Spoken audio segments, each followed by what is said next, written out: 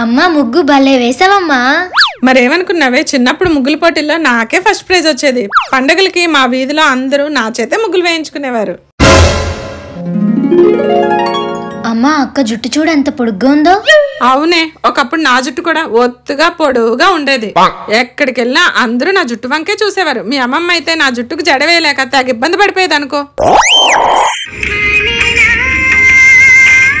అమ్మ పాప భలే పాడుతుంది కదా. చిన్నప్పుడు నేను కూడా ఇలాగే పాడేదాన్నే.